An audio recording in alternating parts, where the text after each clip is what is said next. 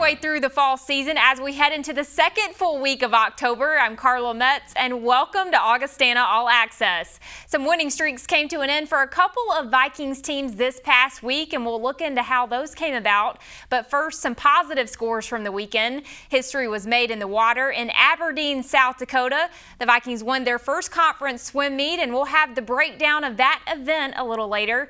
But first, let's take a look at highlights on the football field. Augustana came away with a W after sustaining 2 losses in a row. The Vikings traveled to Nebraska for their 17th meeting with Wayne State. The Vikings defense would hold the Wildcats to just 3 in their first drive, but Augie would get points later in the first quarter. Trey Hyde scrambles in the pocket and rolls to his right, finally finding an open Charlie Hayes from 4 yards out, and Augie would take a 4-point lead going into the second quarter.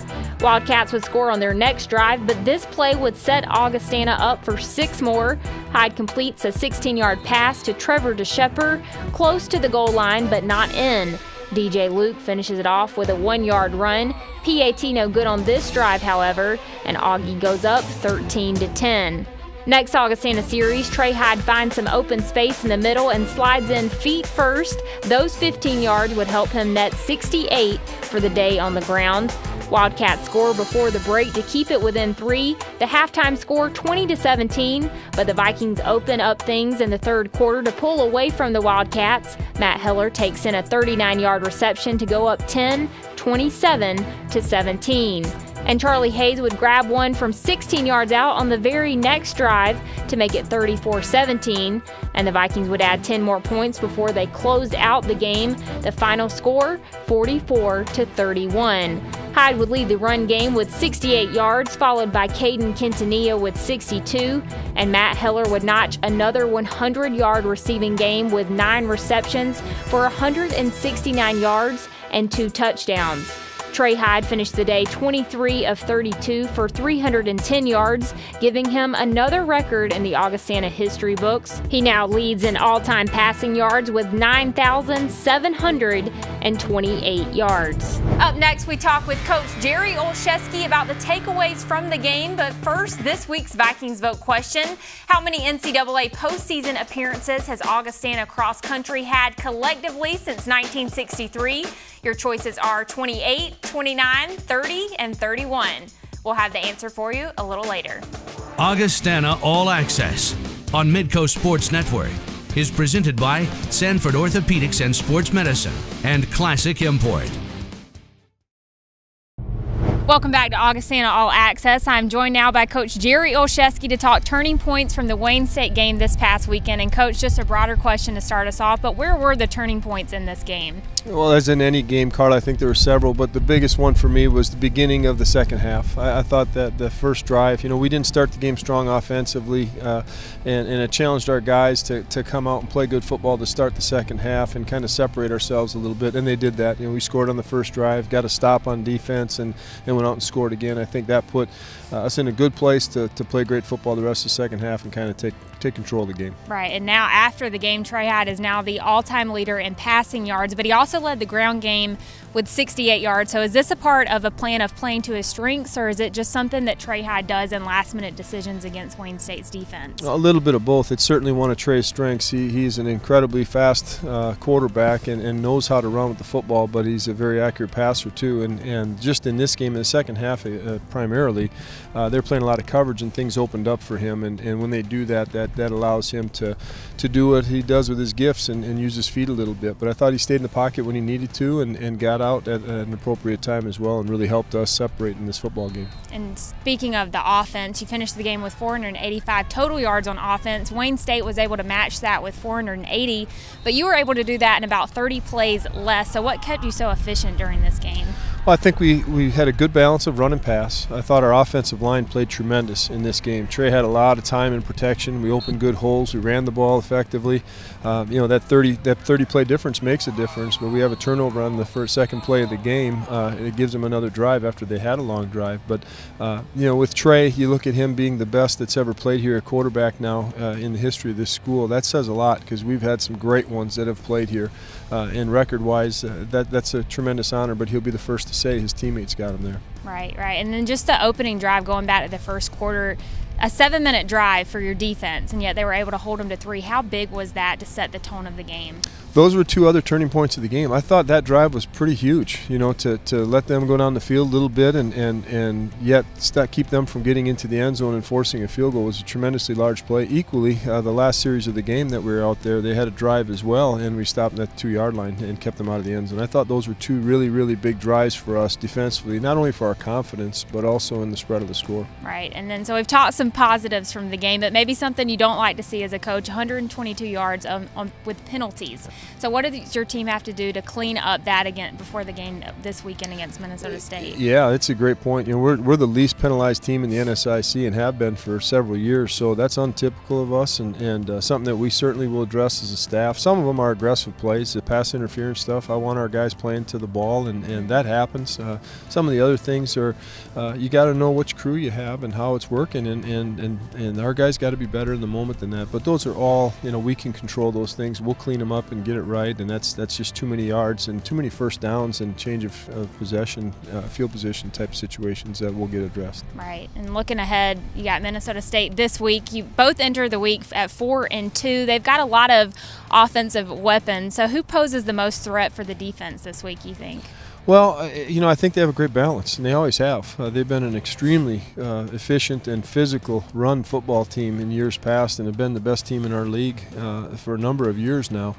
They still have that presence, but they're throwing the ball more efficiently and more effectively now. So we're going to have to make sure that we have a great balance defensively and change things up a little bit, give some different looks, be able to enter the box accordingly. When we add one hat, we got to make sure we can defend it on the perimeter, and vice versa. If we take one out of the box, we got to make sure that we're playing coverage, we can still tackle the football. So it'll be a bit of a chess match, and I'm excited to be out here at KO again and get this thing right, but our kids will be excited for this ball game, and they should be. Awesome. Well, it's hard to believe that we're already here at this point in the season, but we're already halfway through the season. So what challenges face Augustana right now, or maybe face other teams in the league at this point in the season? Well, I think the number one thing is, the margin of failure is very small. You got to play good football from here on out, or you're not going to be playing in the postseason. So that's a challenge. But at the same time, we're still improving, and I'm sure every other team is saying the same thing as well, and rightfully so. But there's still things that we want to get better at as this season goes. We're a fairly young team, but we got good balance. Offensively, I think we're having good numbers. Defensively, we play well in spurts. What I'd like to see going forward here in the next 5 games is good balance as far as how we complement each other. If we get a stop defensively, that we take it down and score offensively. And we did that on Saturday, so hopefully that's the change and the turn to the best. And a lot of football ahead of us, and a lot of things are going to happen, and we just have to remember all we can do is control our own fate and make sure we take care of our business every Saturday. So I'm excited for the journey for these young men. And hopefully stay healthy, like you said before, yes, ma'am. too. So, all right, Coach. Well, as always, thanks again for joining us this week. And again, Augustana takes on Minnesota State inside Kirkby Over Stadium, and kickoff for that game starts at 1 p.m. Well, we've got much more ahead on Augustana All Access. We'll be right back after this.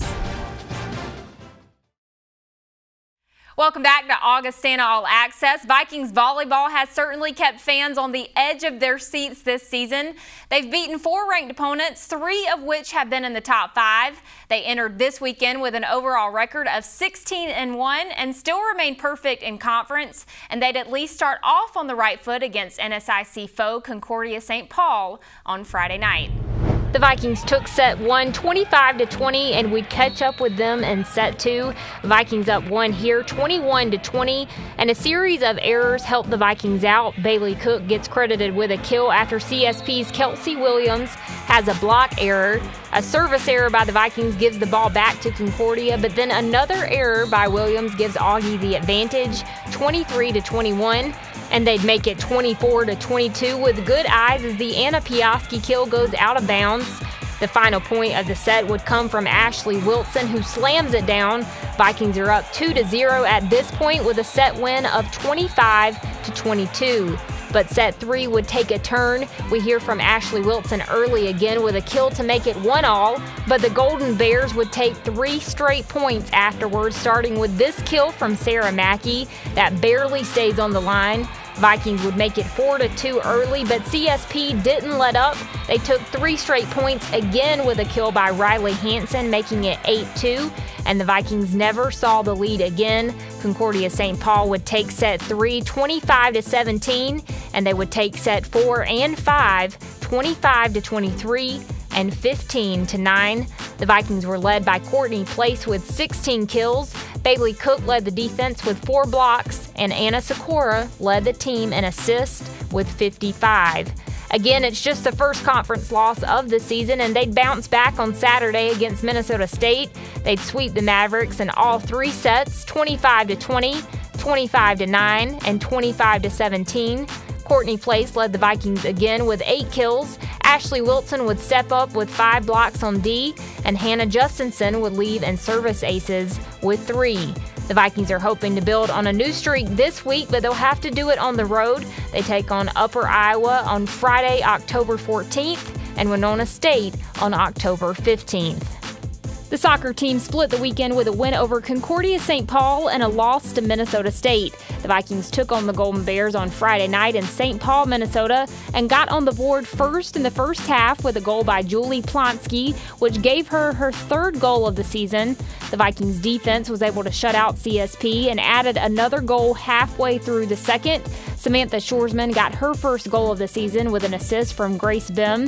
The 2-0 win would give Augustana their 6th straight win since falling to Minot State in mid-September, but Saturday's game would be a much different story. The Vikings matched up with the Minnesota State Mavericks and fell 4-0. MSU outshot Augie 28-7 and had 12 shots on goal compared to Augustana's 3. Head coach Brandon Barkas says the game came down to a misdirection in scouting. Barkas said the team looked very different on the field on Sunday than they did in the film room. We had a tough weekend this last weekend. I think Friday against Concordia, we played probably about as good as we've played all year. And then our Sunday game against Mankato might have been one of our weaker performances of the year. The reality in my mind, though, is we were preseason number 1. I think we've got a pretty good team. We're getting a lot of our opponents their A game.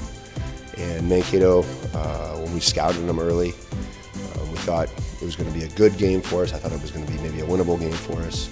And the team that we played against on Sunday was really different than what we scouted. Brought a lot of energy and enthusiasm, and Coach Ball really had them fired up. So, where we're at right now, I think, we're a good team that has to figure out a way to be great, figure out a way to be a little bit better. We need our older players to really step up and kind of assume a little bit more of a leadership role. And I think the other part of it, too, from an obvious standpoint, we got to score more goals. So I think if we can find ways to be a little more dangerous, score some more goals, I think we're going to be in a good spot. I mean, we got 6 more games. I think they're very winnable. It's just going to be really important that we take it game by game and do the best we can. Looking ahead into the week, the Vikings take on Bemidji State on Saturday at Morstead Field, and they need all the fans they can get. Bemidji State enters the game 9-3 overall and are sitting 2nd in the NSIC. Augustana enters at 7-4-1 and are sitting 3rd in the conference. Coach Barkas says the 2 teams should match up well, but he expects it to be a hard-fought match. Bemidji's got 4 players that have more goals than our leading goal scorer. We have more players that have scored goals, but they have some really dynamic players up top that we're going to have to figure out a way to shut them down. And I think that's really what it's going to boil down to, is how good can our backs be versus their forwards. I think in the midfield it's going to be pretty even. I think our forwards should have some good opportunities against their backs. But our backs really have to step up and be able to shut them down. And the reality of any season is injuries. We've had a couple key injuries, and it's kind of been tough for us. And last year we hardly had any injuries, and we had a great year. And we're having a very good year this year too. It's just when you have some injuries and you're trying to fill in some holes with some younger players that don't have the same level of experience, it just changes things. So, but I'll tell you, we're going to get back to work this week, and we're very excited for this upcoming weekend. And our focus is Bemidji. We do have to think about Crookston a little bit this week, but that'll be my job, not really the players' responsibility. And then hopefully we can bring some good energy and get a couple W's. Well, last episode we introduced you to the women's swim team, which is the newest team in athletics. Coach Midco told us she's got a young but talented team to start the historical season, and the team backed that statement up this weekend by winning the program's first competition this past Saturday.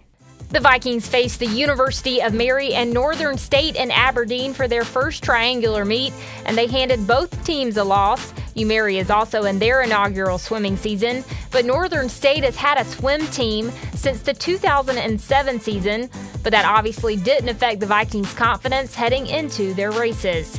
The team won their first event in the 200-yard medley relay with a time of 1:53.99. Emma Miller won the 1,000-yard freestyle with a time of 10:52.28, and she followed that by winning the 200-yard freestyle with a time of 2:02.25. The 100-yard backstroke ended up being a strong event for the Vikings with two of the top three finishers.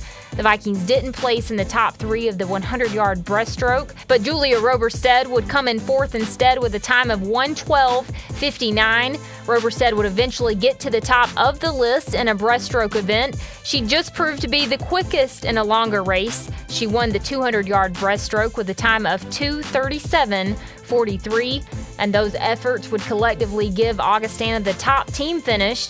They beat UMary 189-65. And they'd roll past the veteran Wolves with a score of 139-123.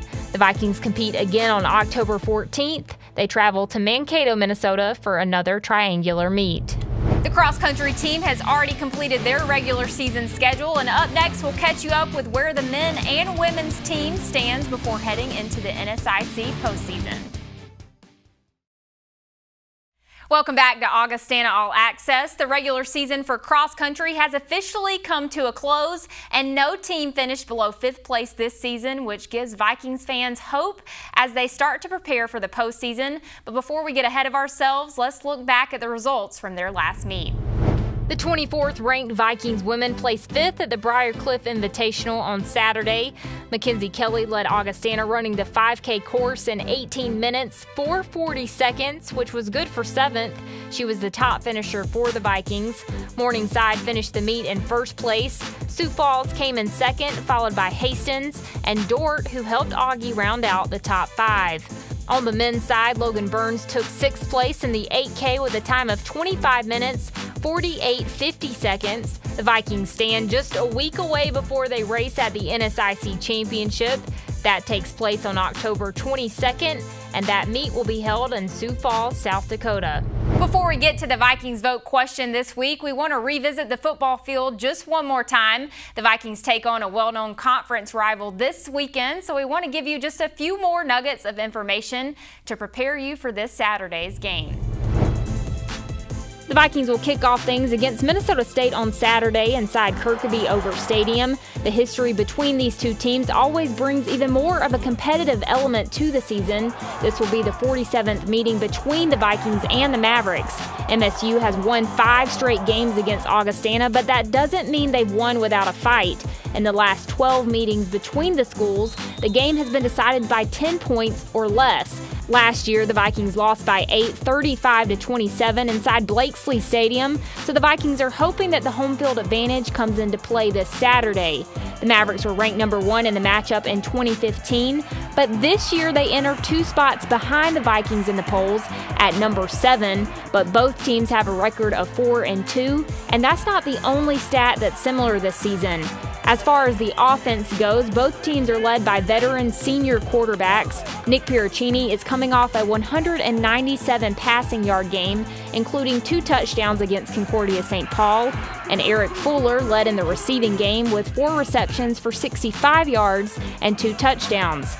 Comparing both offenses as a whole, they're pretty efficient when it comes to racking up yards. MSU totaled 484 yards on offense against the Golden Bears, and Augustana had 485 yards against Wayne State. But the efficiency comes in the fact that both teams got there in just under 70 plays.